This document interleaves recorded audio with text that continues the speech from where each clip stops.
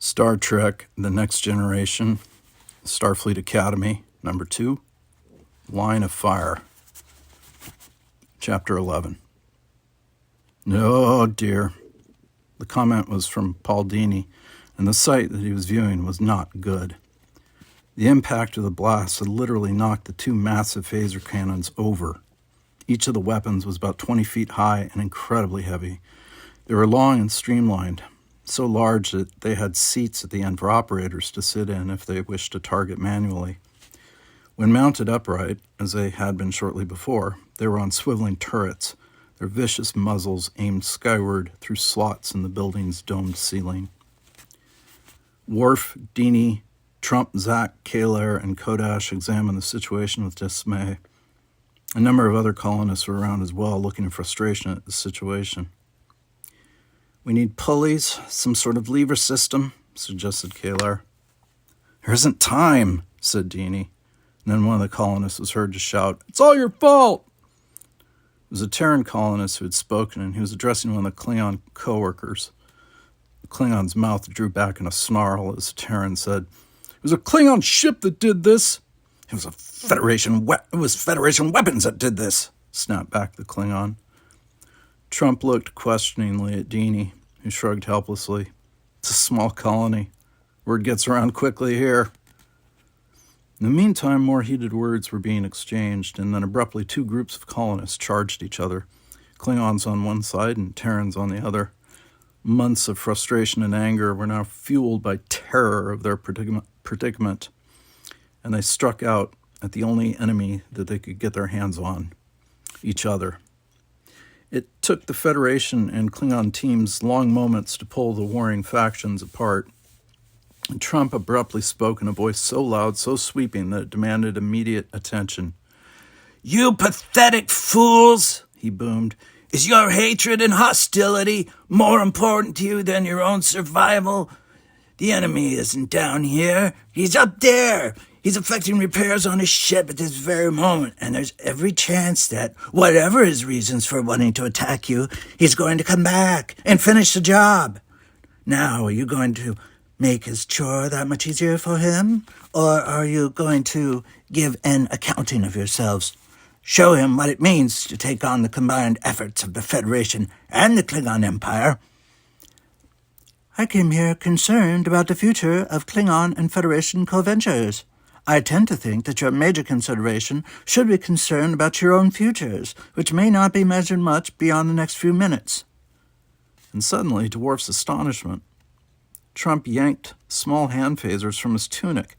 He stepped forward, shoved one into the hand of the nearest Terran colonist, who just happened to be Kennelly, and another into the hands of a Klingon, who just happened to be Korm.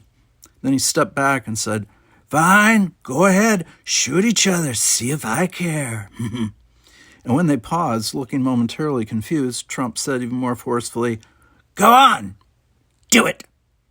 Each of you let the other know how tough he is, how right he is. Go on and let each other have it. You know it's what you want to do, so do it." Korm and Kennelly looked at each other and looked at the phasers in their hands. "Well," spat out Trump, "what are you waiting for, eh?" "I am not," said Korm tersely, "going to give whoever is shooting down at us the satisfaction of dying without a fight. And shooting Kennelly here is not going to accomplish that end." "I'm not going to shoot if he's not going to shoot," said Kennelly. "That's not the way I operate." "Fine," said Trump. He grabbed the phasers out of their hands and said, "Now let's get to work and do this before it all becomes moot. You people over there, look at getting the relays back online. The rest of you, do whatever it takes to get the things upright and mounted again. Let's move." Everyone jumped to work, but Worf and Kalar took a moment to sidle over to Trump. "You took a rather large chance there, Professor," said Worf in a low voice. "Not really," replied Trump, holding one of the phasers in his palm. "The phasers were empty, out of power, see?" And he turned and thumbed the trigger. A bright blue bolt shot out of the phaser, drilling a hole in the wall just to the right of Zach Kevern's head. He whirled in surprise. Kaler and Worf gaped at a chagrined Trump. "Oops," was all he could think of to say.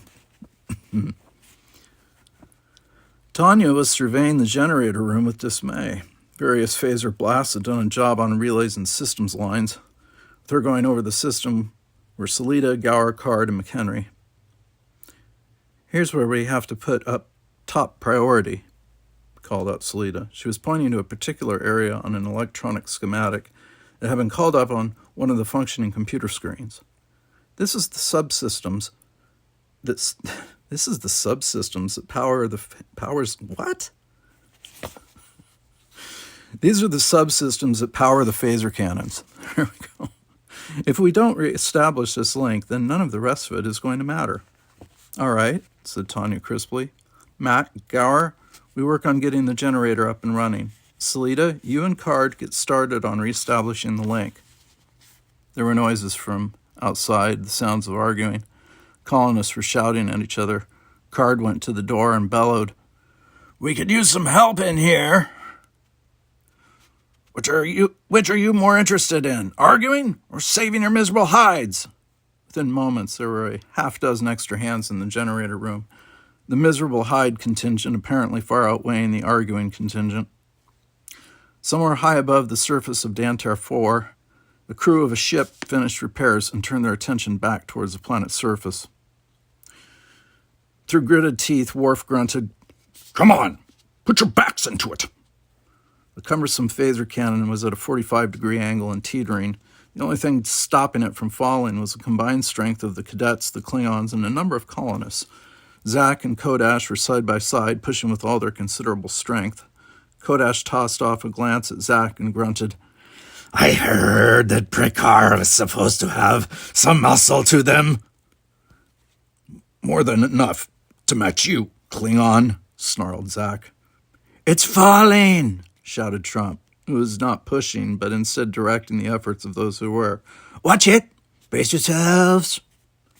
But the team refused to let it happen. They redoubled their efforts, straining beyond the limits they thought they had, and slowly, ever so slowly, the phaser cannon inched upward, and then so quickly that they couldn't quite believe it, it thudded into place back in its fixture. For a panicked moment, it started to topple the other way, but just as quickly it righted itself and sat there, serenely in its place. "All right, get it online." Worf quickly tapped his comm badge. "Worf to Tobias. How's it going, Tanya?" In the generator room, Tanya was desperately checking over systems. "I'm not sure," she said. "Ask me in about 10 seconds. Mac, Gower, are we ready to try and bring her back online?" Two of them, along with some colonists, were doing last-minute checks. "I think we have a good shot at it," said Matt confidently. "Of course, let's be reasonable. We also have a good shot at blowing the entire generator sky high if the dampers don't hold and we get a feedback, so it really depends what you're up for, I guess." "Swell. Everyone, back away." The others did so, although it was just a courtesy warning on her part. For all she knew, if the dampers indeed did not hold, it might blow up the generator along with roughly a square kilometer of prime Dantar territory. But she saw no choice. She held her breath, tapped in a few last-minute commands, and then pulled the lever. The lever slammed into place with a loud ka-chunk, and for a moment, nothing seemed to be happening. And then, like the sound of 1,000 powerful tigers all purring at once, that sounds terrifying, actually, the generator roared back to life. A ragged cheer went up. "Worf, we're up and running," crowed Tanya. "How are you there?" In the phaser building, Worf turned to Kalar, who was heading up the system's operations. "The generator is running. We have power." "Not here we don't," said Kalar bleakly. "I'm still reading System 0. "Tanya, we are still dead here." In the generator room, Tanya muttered a curse and swung down from her perch in the upper reaches of the generator. "Salida, what's keeping that systems link up? They haven't got power at the phaser cannon." "Almost done running a subsystems check." "Ah." "What's ah?" "Found where the breakdown in the linkage is. It's in Conduit 5, Section 13B. "Can you route around it?" "No," said Salida. "I'll have to do it manually." She crossed the room quickly and pulled up a ventway that led into the power conduit. "Get me a tool pack, quickly." "Let me do it," Tanya began. But Salida shook her head. "No offense, Tanya, but this will require a cool head. You are a valuable engineer, but you have the unfortunate tendency to let yourself become too upset. That is not a consideration where I am concerned. Besides, you will be just as necessary here to monitor the systems and feed power to the weapons. Thank you. That last comment directed to Gower, who handed her a toolkit. I shall be back shortly. Gower seemed to hesitate a moment, and then he grudgingly said, Good luck. Luck? Salida eyed him curiously. What an utterly irrelevant concept. And then she vanished into the conduit, buckling the kit around her waist. It was a narrow squeeze, but nothing that she could not overcome. She slid along quickly, her elbows pulling her forward, and she studied the array of circuitry around her. The conduit led directly to the weapons array, feeding power through, and somewhere there had been a breakdown in that connector. She had to repair it, and quickly. Her comlink was open, and she spoke with calm, authoritative tones. I am approaching the source of the trouble. I have reached Section 13A. Section 13B. I have arrived at the trouble spot. She held a blowtorch up, studying the connectors. It would appear that the attack managed to overload one of the couplings. It should not take long to repair with a phaser solder. Then do it already, came Tanya's voice over the comlink. Salida raised an eyebrow, even as she reached out and brought out a solder. That was my intention. She started to work quickly, efficiently, and she heard it. The sounds of phaser blasts ripping across the landscape above ground. That, she said, is unfortunate timing. Chapter 12. Utterly confident of the colony's inability to defend itself, the attacking ship dropped closer to the planet's surface to commence another attack. Destruction rained down, and Worf was bellowing into the comlink as explosions erupted all around them. Tanya, we could really use power to the weapons about now. Tanya, in turn, called into her own comlink. Salida, move it! Salida, for her part, heard the sounds of the firing, the screaming, the running feet.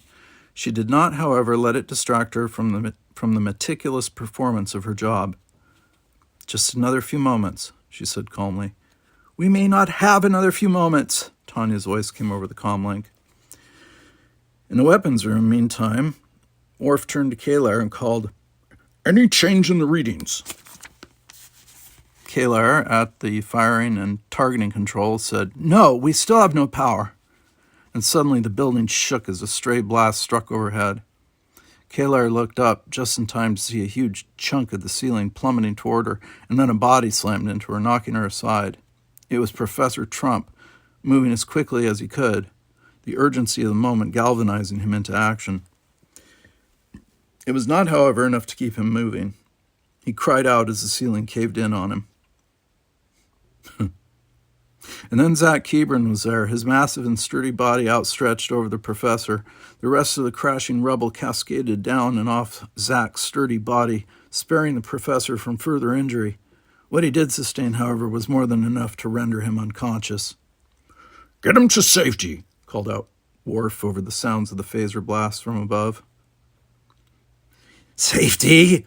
There is no safety, shot back Kodash. Worf did not reply. Instead, he leaped up toward the targeting systems. There was a roar from overhead.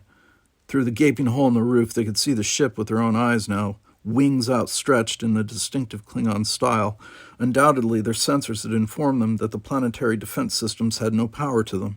The colony world of Dantar was hopelessly crippled, and the invaders were about to deliver the final blow. Tanya! Shouted Worf on the comlink.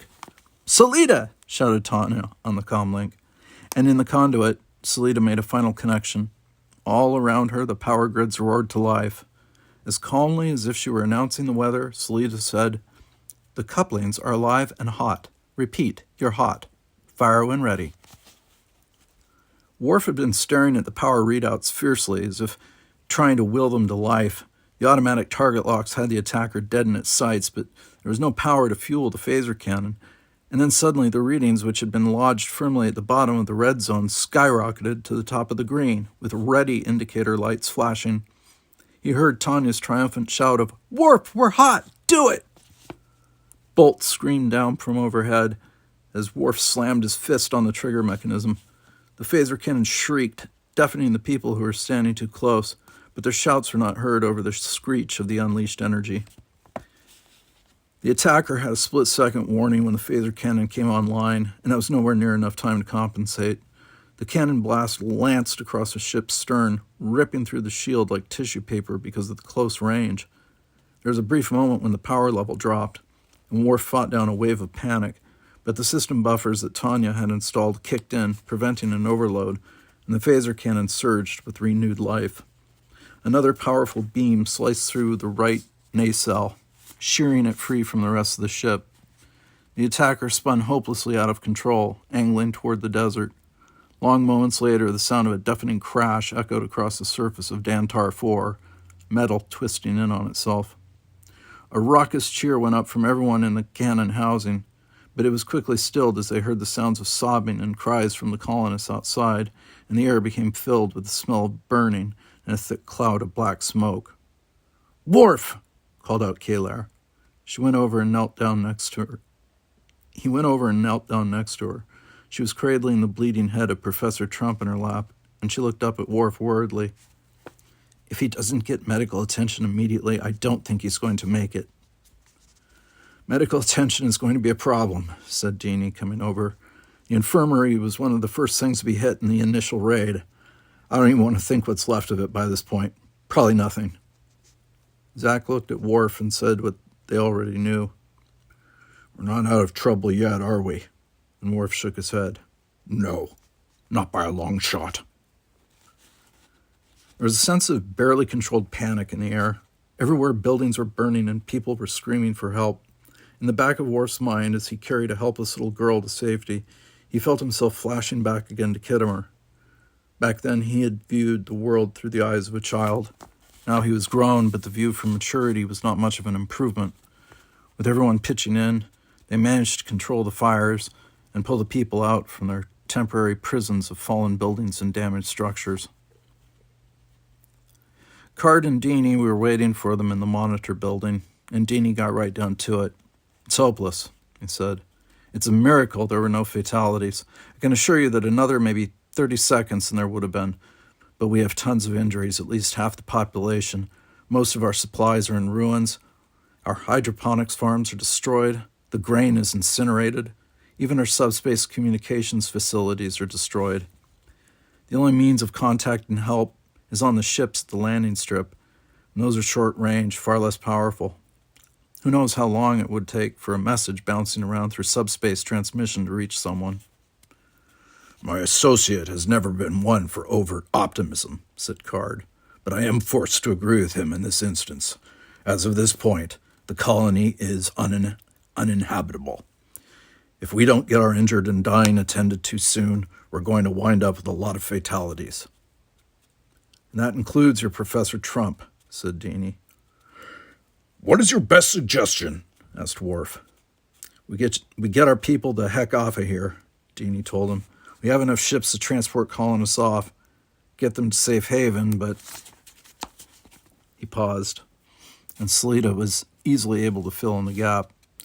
"But there's not enough room to get everyone off the planet. Some are going to have to stay behind." "We're short room for about 9 people, said Deanie. 9 people will have to stay behind. I'll be one of them, of course." "No," said Worf firmly. "You're their leader. They will need you. A captain goes down with his ship." "You are not a captain, Mr. Deanie," Worf said. "Nor is this a sinking ship. This is a planet. Those are colonists, and they have far greater need of you than a ruined colony site does." "He's right," said Kalar. "And the same argument applies to you, Card." She paused. 9 people, eh? Very well. I, Gower, and Kodash will stay here and await subsequent rescue. That is 3. Worf slowly turned and looked at the rest of the dream team. Their gazes were fixed on him, and for a moment he couldn't read their thoughts, but then Salida slowly nodded, and the others, picking up on it, nodded as well. He felt a tremendous flash of pride. "My people will stay behind as well," said Worf. "That makes 8. Will 8 suffice, Mr. Deanie?" "But this isn't fair to you," protested Deanie. We should do it some other way. Draw straws, or..." "I see no advantage to some random means of designating," Salida said.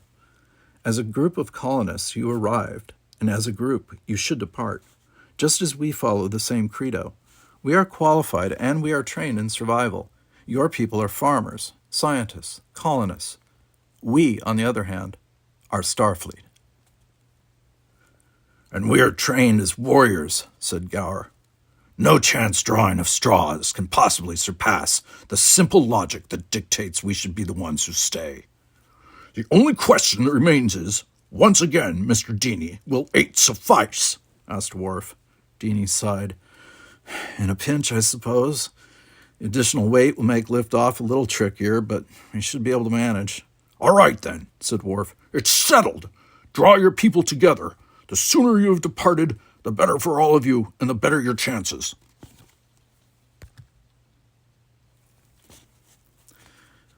The colonists were loading themselves into the various shuttles. Everyone was traveling light because no one wanted to bring surplus weight, and most of their belongings had been destroyed anyway. The cadets and Kaler watched as Trump was brought past on a stretcher. He had been unconscious until that moment, but now his eyes started to flutter open.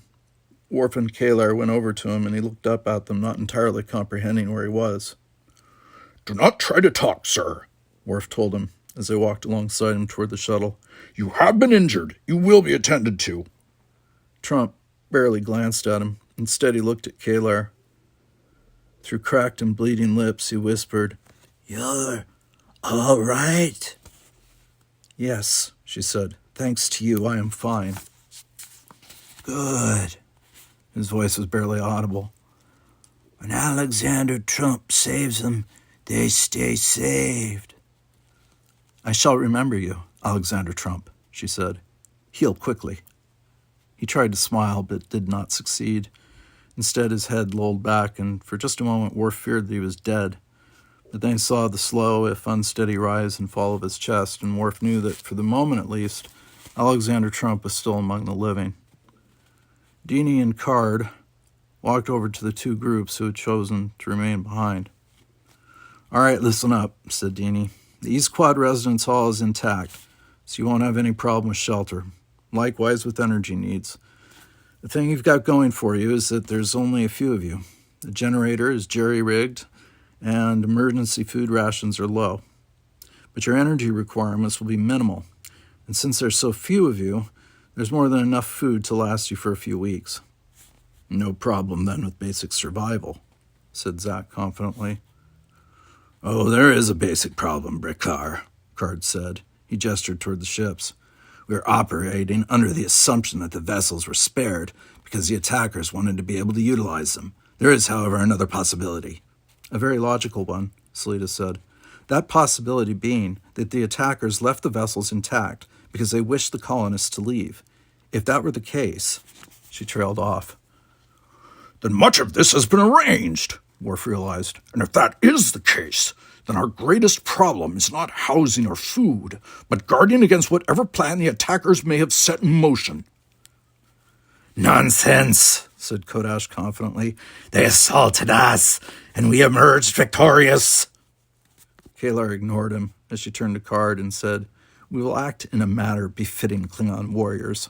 And Starfleet personnel, Worf added. Card looked at the three Klingons. You do honor to your empire. For this act of self-sacrifice and bravery, you will always be remembered.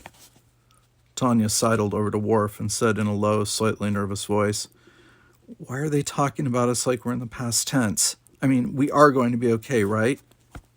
Kalar, having overheard, turned and said in a bit of a superior tone, There's risk involved in every stage of life. Certainly you understand that. Of course I understand that, retorted Tanya. It's just that...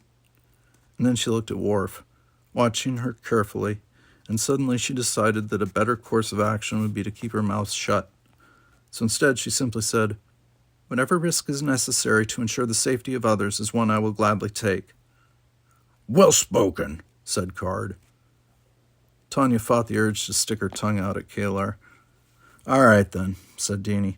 The only thing left to say is, good fortune, cadets. Good fortune, friend Klingons. This will, with any luck, be only a brief test of your endurance. A week, 2 at most. He turned and headed for the shuttles. Card paused only long enough to toss off a final salute to them, and then he headed off as well. One by one, the shuttles lifted into the air, the wind roaring from the engines, and then they hurtled skyward. The last remaining inhabitants of Dantar 4 stood there and watched them until the shuttles had dwindled to mere specks on the horizon.